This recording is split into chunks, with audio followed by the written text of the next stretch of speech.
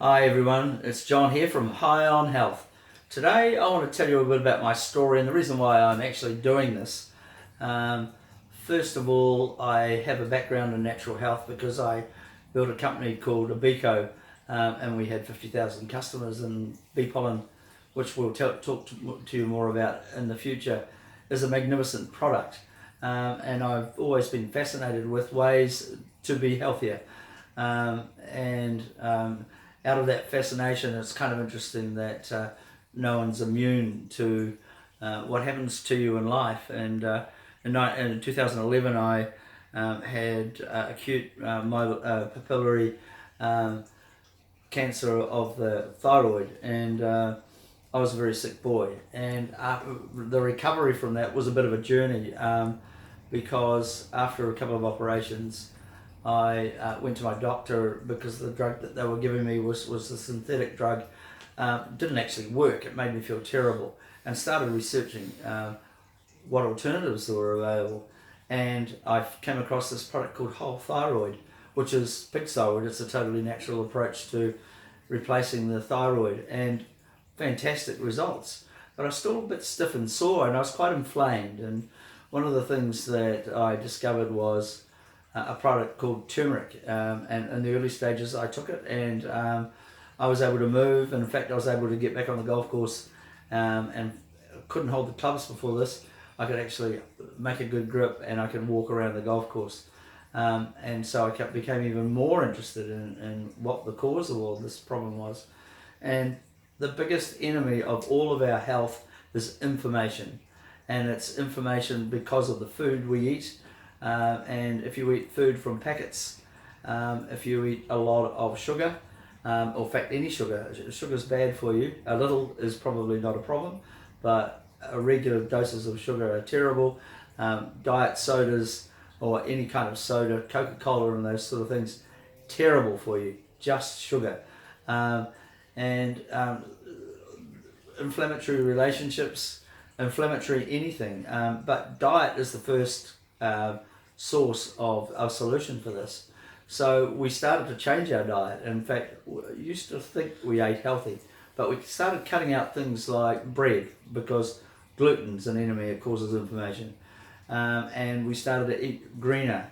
And then we discovered that one of the bigger causes of inflammation, particularly in the bowel, is red meat. And so we rarely eat red meat, and that's a bit of a pun, but we eat it rare. But one of the things that our good friend on YouTube, Sadhguru, says that if you eat something that is in the same state as in your stomach as it is if you left it outside for 2 days, then it's probably not very good for you. So we changed that. So we eat fish, and we eat some chicken, but we major in eating vegetables. And so one of the things that you need to look at for improving your health is that you need to exercise. And you need to, if you're not exercising now and you want to exercise, you're not training for the Olympics. It needn't hurt you too much to start with. It's going to hurt a little, but if you just went for a walk for 20 minutes or half an hour and started doing that, there's a whole range of benefits with that. If you go with someone, you're going to have a conversation. You're going to see things that you haven't seen before, because when you're walking, but you're breathing in good air. And on that subject of breathing in good air, another way of reducing inflammation is doing correct breathing. And there's so much information about breathing through your nose, breathing out through your nose, breathing lightly, doing breathing exercises, because that actually helps the brain function as well. And you'll notice a huge difference in your general well-being. You'll sleep better just by breathing. So if you, there's so many, we'll direct you to various breathing programs, but in the meantime, if you just focus and look up yourself, ways of changing how you breathe and being conscious of it.